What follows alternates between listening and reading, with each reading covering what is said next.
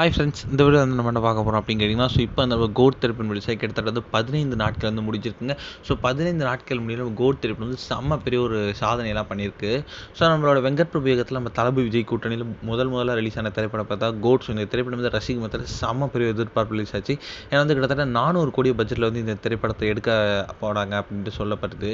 இதில் வந்து நம்ம தளபதி விஜயும் சரி, வெங்கட் பிரபுவும் சரி, செம்ம பெரிய ஒரு சம்பவம் திரைப்படம் தான் இருந்துச்சு. அந்தளவுக்கு வந்து செம்மையாக இருந்துச்சு இந்த திரைப்படம் அப்படின்னு கண்டிப்பாக சொல்லியானும்.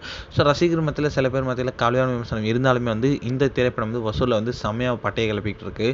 இந்த நம்ம தளபதி விஜய் கூட சேர்ந்து வந்து ஒரு பிரபுதேவா, பிரசாந்த், லைலா, மோகன், ஸ்னேகா, அதுக்கப்புறம் கேமியோ ரோலில் ஒரு த்ரிஷா, சிவகார்த்திகேயன், இந்த மாதிரி வந்து ஏகப்பட்ட கதாபாத்திரம் இந்த திரைப்படத்தில் ரொம்ப ரொம்ப முக்கியமான ரோலில் வந்து நடிச்சிருந்தாங்க. இன்னில் வந்து நம்ம 15 நாட்கள் முடியும் கோட் திரைப்படம் வந்து எத்தனை கோடி வசூல் செஞ்சிருக்கு. அந்த விருத்தத்தை பார்க்க போகிறோம். அதாவது வந்து 15 நாட்கள் முடியல நம்ம கோட் திரைப்படம் வந்து கிட்டத்தட்ட வந்து 435 கோடிக்கு மேலே கலெக்ட் பண்ணியிருக்காங்க.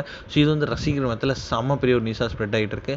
எவ்வளோ சீக்கிரம் வந்து இந்த நம்மளோட லியோ சாதனையை முறியடிக்கும் அப்படின்னு வெயிட் பண்ணி தான் பார்க்கணும். லியோ வந்து கிட்டத்தட்ட 500 கோடிக்கு மேலே வந்து கலெக்ட் பண்ணிடுச்சு.